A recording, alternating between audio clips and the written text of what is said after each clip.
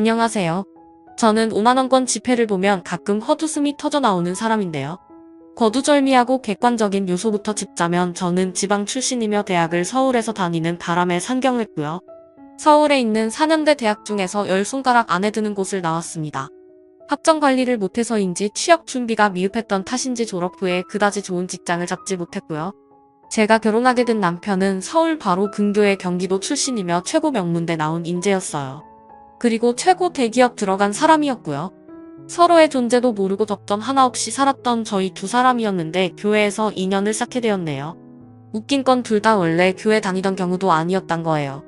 저는 친구 따라서 한번 가본 거였고 남편은 직장 사수한테 잘 보이려고 한번 따라 나와본 거였어요. 이러니까 만날 인연은 어떻게 해서든지 만나게 된다는 속설이 있나 봐요. 세상에 어쩜 이런 식으로라도 엮여서 결혼을 할 수 있었을까요? 시댁이 그렇게 잘 사는 편은 아니었어요. 빚만 없어도 부자라는 말이 있던데 그것에 적용을 한다면 나름 시댁도 부자였네요. 여유로운 형편은 아니었으나 빚은 없었어요. 이런 표현이 너무 직설적이지만 솔직히 시댁에서 남편은 돌연변이었죠. 혼자 잘난 사람이요. 일가 친척을 다 통틀어봐도 남편처럼 원래 공부 잘했고 명문대 갔고 대기업 입사한 경우는 단 한 명도 없었으니까요. 그래서 내가 신사임당이라 이거야. 아들 교육을 기똥차게 잘 시켜서 훌륭한 사람으로 키워냈으니까 또 마침 내가 신씨 아니겠니? 시어머니께서 으스대시는 걸 보면서 자랑하실 만도 하다고 생각했었어요. 집안 전체에서 유례없는 성공을 겨둔 경우가 바로 당신의 아들이었으니 얼마나 기가 사셨을까요?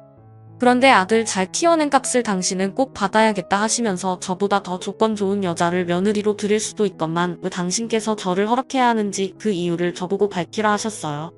머리가 어지러지겠네요. 저는 횡설수설하면서 저만의 장점, 제가 남편을 얼마나 많이 사랑하는지에 대한 설명, 저의 친정 자랑 같은 걸 늘어놨었죠.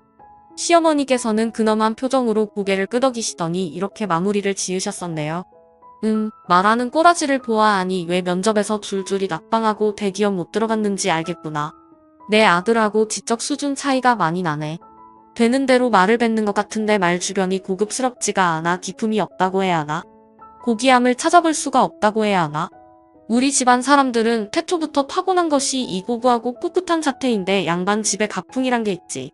그런데 너는 확실히 장사치 집안 핏줄이라 그런지 쌈마의 기질이 살짝 보이는 것 같구나. 천한 가풍 속에서 살아왔음이 보여. 그래도 그 가족이 열심히 살아온 듯하니 너에게 가산점을 부여해 주마. 내가 후하게 인심 썼다. 그 가산점 받으면 어떻게 되고 거기서 안 받았으면 어떻게 되는 거였는지 궁금했는데요.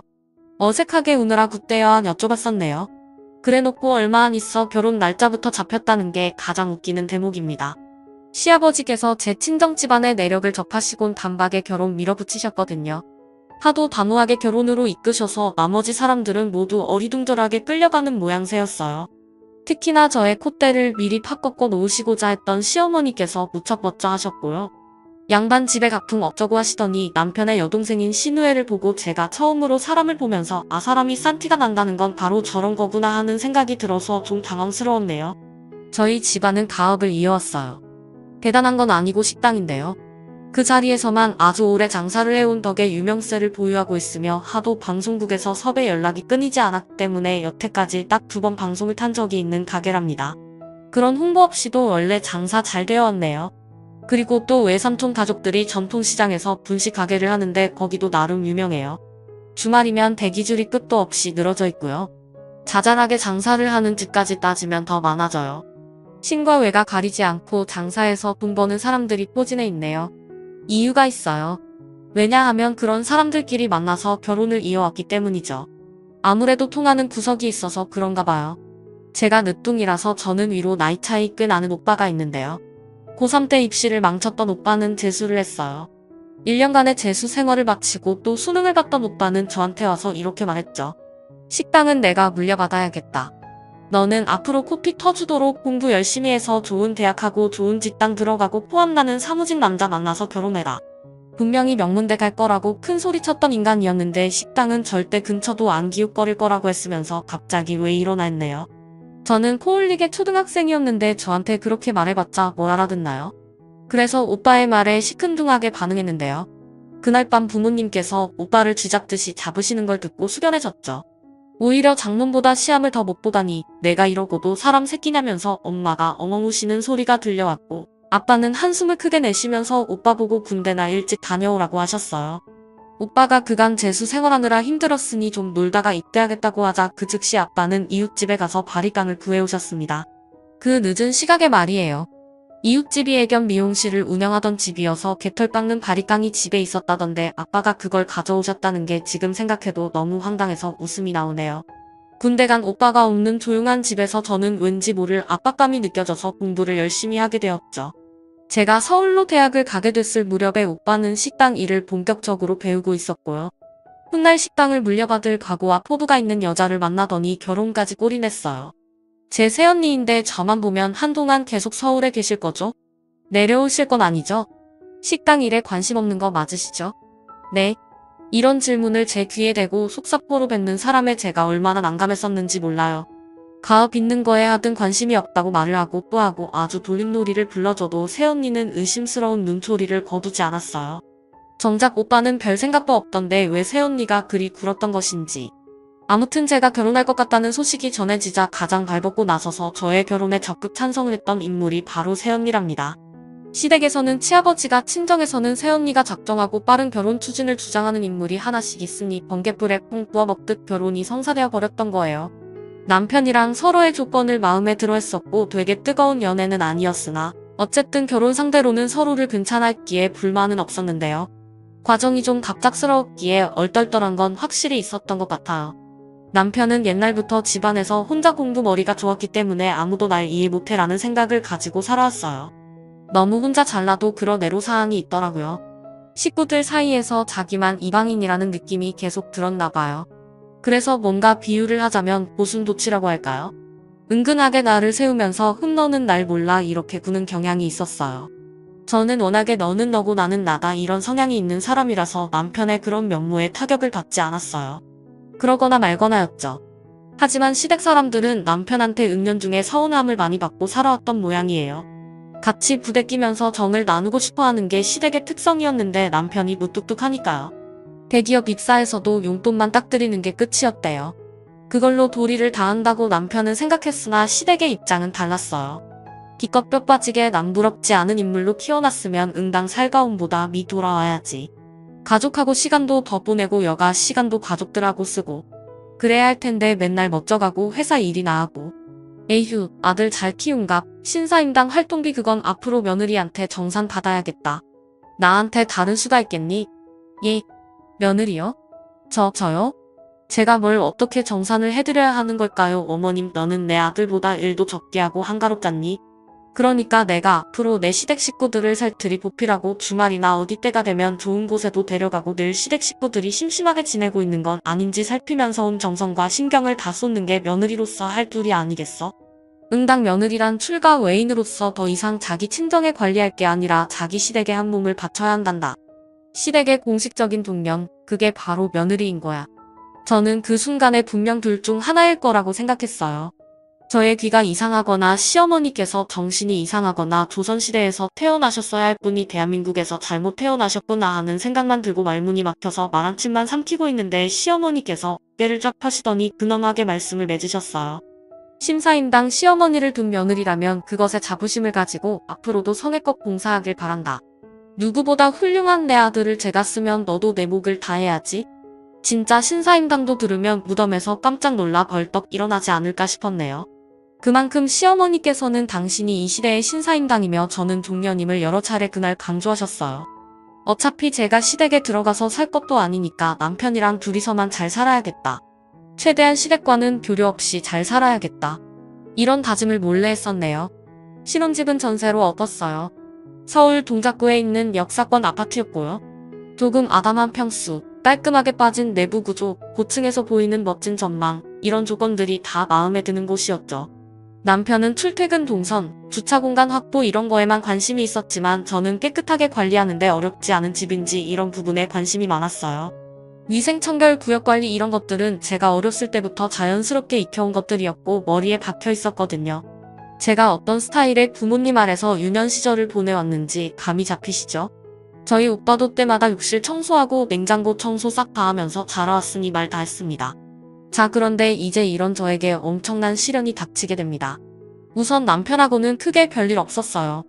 일을 좋아하고 성과에 미친 워커홀릭이라서 집에 와서는 피로를 풀고 쉬기에만 급급했고요. 집에서 딱히 뭘 하는 게 없으니까 더럽힐 건수조차 없었던 거예요. 그러던 남편이 해외 출장을 가게 되었어요. 2달 일정으로 베트남에 말이죠. 그러면서 저한테 생전 안 하던 부탁이란 걸 하더군요. 혹시 내 동생 나 없는 동안만 여기 우리 집에서 통학하게 할 수 있을까? 지하철만 3번 갈아타고 학교 다니는 걸 동생이 너무 힘들어한다니. 지난 학기도 간신히 다녔다고 하더라고. 무슨 말인지는 알겠어.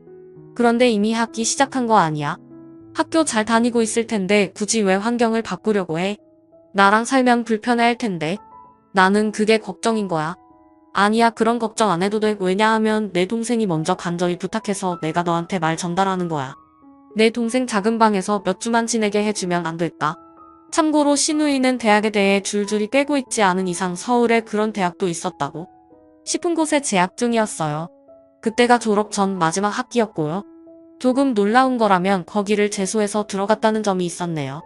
시댁 위치가 경기도인데 신우이가 집에서 대학교를 가려면 지하철만 3번 갈아타야 했나 봐요. 무엇보다 집에서 지하철역까지도 거리가 있어서 그걸 버스로 가야만 한다고 했죠. 저희 신혼집에서는 그 대학교가 훨씬 가기 쉬웠고요. 거절할 엄두가 안 나더라고요. 신우이가 먼저 원했다고 하니까 거절하기에 너무 미안했고, 속으로는 그래, 신우이 걔도 자기 부모님이랑 사는 게 답답해서 그럴 테지. 왠지 이해가 간다. 이런 생각이 들어서 그랬어요. 비록 그간 짧게 봐왔던 신우이의 모습이 지나치게 멋부리는 걸 좋아하고 유행에 민감한 것 같아서 저랑은 왠지 코드가 달라 보이긴 했지만요. 서로 자매가 없었기에 언니 동생 하면서 친분을 잘 쌓는다면 두고두고 좋을 거란 계산이 생겨났어요. 실제로 신우이가 짐을 가져온 첫날에 저희는 호칭 정리를 새로 했어요. 저는 앞으로 친근하게 신우이를 이름으로 부르기로 했죠. 시작이 좋은 것에 신우이한테 받았던 첫인상이 별로라고 여겼던 제 과거를 단정하기도 했답니다. 하지만 그때부터 저의 시련이 시작되었어요. 세상에서 가장 긴 7주였죠. 남들하고 비교를 안 해봐서 객관적인 수치는 모르겠으나 제가 화장품을 어느 정도 갖추고 사는 편이에요. 지인한테서 소소한 선물을 받게 되면 그게 화장품인 경우도 많았고요. 제가 립스틱도 여러 개 가지고 있었는데 외출할 때는 수정 화장에 편한 립크로스 하나만 휴대하곤 했죠. 그런데 신우이랑 같이 산 지 2주, 거의 보름도 안 되었을 때였어요. 이상하게 제 립스틱들의 양이 줄어가고 있다는 느낌을 받았죠. 색이 부담스러워서 가끔씩 바르는 립스틱이 있었는데 그날 모처럼 그걸 발라보려고 뚜껑을 열었더니만 딱 봐도 양이 줄어있는 거예요. 이상하잖아요. 저는 그걸 원체 잘 바르지도 않는데요. 기억 속 남은 양이 4cm 정도라고 친다면 제 눈에 보이는 양은 3cm 정도였어요. 그때는 착각인가 했는데 다른 립스틱들도 전부 그렇더라고요. 그리고 며칠 후에 소름이 끼쳤죠. 와, 그 사이에 립스틱들의 길이가 조금 더 줄어있는 거예요. 진짜 농담 아니고 저는 그때 제가 정신분열증 같은 거 걸린 줄 알아서 잠깐 겁먹기까지 했었어요. 고민하다가 신우이한테 물어봤었죠. 범인이라고 한다면 솔직히 신우이밖에 없잖아요. 저기 지연아, 이런 거 물어봐서 미안한데 혹시 내 립스틱 쓴 적 있어? 모양이 좀 달라진 것 같아서. 네? 아니요? 저는 잘 모르겠는데요. 왜 저한테 물어보세요? 언니는 제 입술이 언니 립스틱 바른 것처럼 보이세요? 저 입술에 각질 많아서 립스틱은 아예 안 발라요. 아시잖아요. 알기는 제가 어떻게 아나요. 아무튼 신우이가 펄떡 뛰면서 잡아떼더라고요. 질문 한번 던져본 것뿐인데 입술을 파르르 떨어댔어요. 누가 뭐든 신우이가 한 짓은 확실했죠. 그런데 어떻게 그 많은 양들이 줄어들 수 있었을까 하는 의문이 있었는데요. 놀랍게도 그 이튿날에 해답을 마주했네요. 신우이가 씻으러 들어갔는데 작은 방에서 휴대폰 벨소리가 울리는 거예요. 전화가 오는 모양이었는데 계속 끈질기게 울리더라고요. 시끄럽기도 해서 제가 작은 방으로 들어갔죠. 전화 오는 휴대폰을 찾을 요량이었건만 문득 제 눈에 작은 쇼핑백이 들어오는 게 아니겠어요. 제가 미니 손지갑을 사면서 받았던 코치 브랜드 쇼핑백이 방구석에 있길래 저도 모르게 무심코 그걸 들여다봤죠. 쇼핑백 모아두는 곳에서 신우이가 이걸 챙긴 모양인데 이런 생각을 하면서 그 쇼핑백을 본 순간 하마터면 소리 지를 뻔했습니다. 저의 사라진 립스틱의 양들이 거기에 있었어요. 립 팔레트 뭔지 아시죠?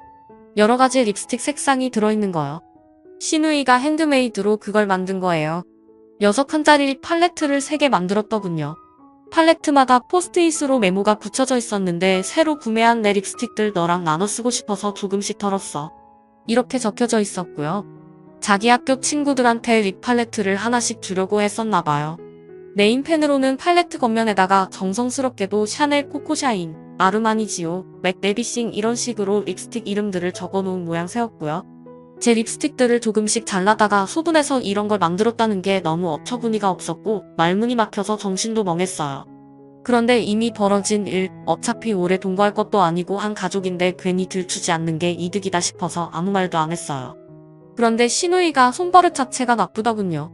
공병에다가 몰래 제 향수도 덜어봤어요. 립스틱이니 향수니 이런 건 제가 애교로 봐줄 수 있어요. 하지만 오랜만에 꺼내든 제 구찌 가방을 마주한 순간 분노가 끌어올랐네요.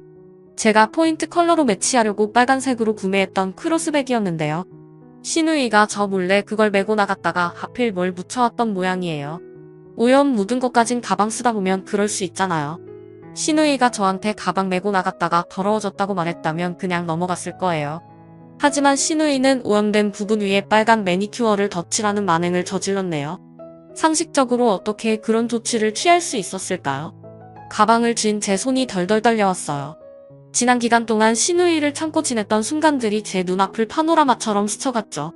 머리카락 욕실 하수구에 항상 그대로 있고 볼일을 특이하게 보는 건지 시누이가 쓰고 나면 변기가 항상 더럽고 손톱 발톱을 어떻게 깎는 건지 제대로 안 치워서 바닥에 한두 개씩 굴러다니고 과자 부스러기 소파 틈새에 다 끼어있고 먹다 남은 건 그게 무엇이든 무작정 냉장고에 쑤셔박아서 곰팡이 피게 만들고 얼굴에 피지 짠 거 지방 거울마다 다 묻혀두고 사이즈도 안 맞는 제 구두 훔쳐 신고 나가서는 뒤꿈치 부분에 피다 묻혀서 오고 구두가 왜 이렇게 됐냐고 물으니까 발 다친 거냐고 걱정부터 해야 정상 아니냐며 적반하장으로 화를 내고 순간적으로 확 떠오른 것들만 이 정도였어요.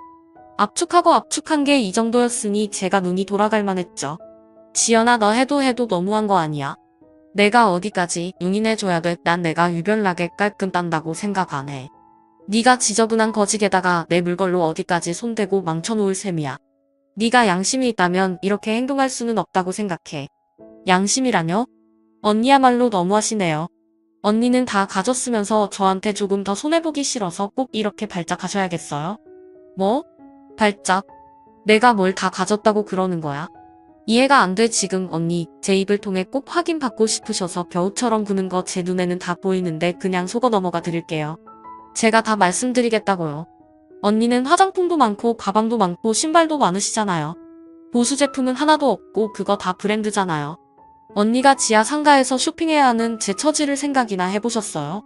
안 해보셨겠죠? 저희 오빠보다 스펙도 후달리는 주제, 장사 좀 되는 식당집 딸내미란 이유 하나만으로 풍족하게 사시는 거 솔직히 너무 불공평하다고 생각해요. 잘난 저희 오빠랑 결혼했으면 그 동생인 저한테도 뭔가 베풀어 주셔야 하는 거 아닌가요? 언니가 먼저 제 선물 사주셨다면 제가 과연 그랬을까요? 시누이가 소리를 빽지르더니 엉엉 울면서 작은 방으로 들어갔어요. 문 잠그는 소리에 맞춰서 제가 허탈한 웃음을 흘렸네요. 너무너무 머리가 아픈데 시누이가 또 어질러 놓은 거실이 더러운 게 거슬려서 청소기 돌리고 물걸레질 싹 하고 나서야 들어 누웠어요. 지끈거리는 머리 부여잡고요. 한숨 좀 돌리려는데 불청객이 찾아왔습니다. 누구겠어요? 아직 베트남에 있는 제 남편일 리 없었죠. 이 천안 장사 집집 안에서 나온 종면 주제의 신사임당이 며느리가 되었으면 그에 걸맞게 행동하라고 내가 분명 일렀지. 그런데 내가 분수를 망각한 채 내 시누에게 점수 딸 기회를 걷어차고선 막무가내로 굴어 나에게 회초리질을 당해야 정신을 차릴 요령인 게냐. 네, 자책 신사임당이 출동하신 거였어요. 시누이가 방에 들어가자마자 시어머니께 연락을 한 것이었죠. 더럽고 치사하더라고요. 이딴 상황에 힘을 낸 것 자체가 너무 진절이 났어요. 그래서 탄식을 하고 있으려니까 시어머니께서 눈을 부릅뜨시며 저에게 당장 나가서 회초리로 쓸 나뭇가지 하나 꺾어오라고 하셨습니다. 시어머니의 호통소리에 방에서 슬그머니 기어 나온 시누이는 눈물을 마저 닦으면서 저를 째려보고 있었고요. 어처구니 없는 시어머니와 얄미운 시누이 더 이상 쓸데없이 이들 앞에서 저자세로 나가는 척 연기하는 신용마저 하기 싫어지더군요. 그렇게 구는 것이 인생의 낭비로 여겨졌어요. 지금 당장 신사임당의 자랑스러운 고명딸도 함께요. 짐은 제가 오늘 하나도 빠짐없이 다 싸서 내일 날 박자마자 댁으로 붙이겠습니다. 뭐야? 지금 고개를 숙여도 모자랄 판국에 우리를 쫓아내겠다고? 내가 지금 제정신이니? 이게 정녕 며느리가 하러 옳은 행동이 맞은 게야? 내가 왜 당신 며느리야? 지금 이 시간부로 난 당신 며느리 아니에요. 당신 아들 출장길에서 돌아오는 즉시 이혼 도장 찍으라고 할 거고 나는 그 준비 미리 다 해놓을 겁니다. 제 말이 끝나자마자 시누이가 손에 쥐고 있던 핸드폰을 떨어뜨렸어요. 시어머니께서는 휘청거리시며 한 발짝 뒤로 물러나셨고요. 회개한 언행은 다 하면서도 설마 제가 이혼 얘기를 꺼내들지 몰랐나 보더라고요. 제가 남편한테 매달려서 이 결혼하고 싶어서 어쩔 줄 몰라 했다고 철석같이 믿고 싶어한 사람들이었으니 그럴 만도 했네요. 조용하다 못해 싸하게 가라앉은 공기를 가르며 시어머니께서 저에게 먼저 손을 뻗어오셨어요. 굉장히 당황하신 표정으로 저를 잡으려고 하시길래 제가 그 손길 피해드리며 말씀드렸죠. 정신병자들 상대해주는 거 얼마나 많은 정신력을 소모하는 일인지 본인들은 모르니까 활개를 치는 거겠죠? 정말 너무 피곤하네요. 마음 같아서는 경찰 부르고 싶어요. 그러니 제발 조용히 나가주세요. 지금 당장 시어머니는 너무하다면서 훌쩍이는 소리를 냈으나 개의치 않고 제가 냉정한 태도를 보수했어요. 지금은 때가 영 아닌 것 같으니 우선은 가보겠다면서 시어머니는 헛기침과 함께 나가셨고요. 못 박힌 듯 서있던 시어머니는 시어머니의 최근에 마지 못해 따라 나서더군요. 어찌저찌 상황을 끝내고 나서도 계속 머리가 아파서 두통약 먹고 잠들었었어요. 남편은 돌아오자마자 저한테 두 가지 말을 동시에 했습니다. 철없는 동생을 둔 오빠라서 내가 정말 미안하고 면목이 없다. 그런데 너도 대처가 너무 심했어. 그건 정도를 지나쳤다고 생각해 우리 엄마한테 죄송했다고 인사는 드려. 자기가 저한테 미안한데 저도 시어머니께 미안한 게 있다는 거였어요. 같이 시댁에 가서 대화 좀 나눠보자고 남편이 자꾸 그러길래 가봤죠. 그랬다가 제가 엄청 놀랐어요. 전에 딱 한 번 가봤던 시댁의 인상은 이게 아니었는데 그때만 대청소한 거였나봐요. 부시에 방문했더니 내부가 왜 그렇게 더럽던지요. 솔직히 거기에 너무 충격받아서 시어머니께서 뭐라 떠드시는 내용은 잘 들리지도 않았네요. 요점은 시어머니께서는 충분히 부리실 만한 유세를 부린 것뿐인데 제가 감히 만행했던 거였죠. 저는 대꾸하기도 싫어서 입술을 꾹 붙이고 아무 말도 안 하고 고개만 몇 번 끄덕이다가 나왔습니다. 남편이 그러더라고요. 아까 그 자리에서 시어머니께 사과하라고 저를 종용하지 않은 것만으로도 자기는 굉장히 너그럽게 군 거라고 말이에요. 저는 준비했단 말만 해줬어요. 잘 알았고 나도 잘못하긴 했어. 결혼을 너무 성급하고 생각 없이 해버려서. 큰 잘못했지.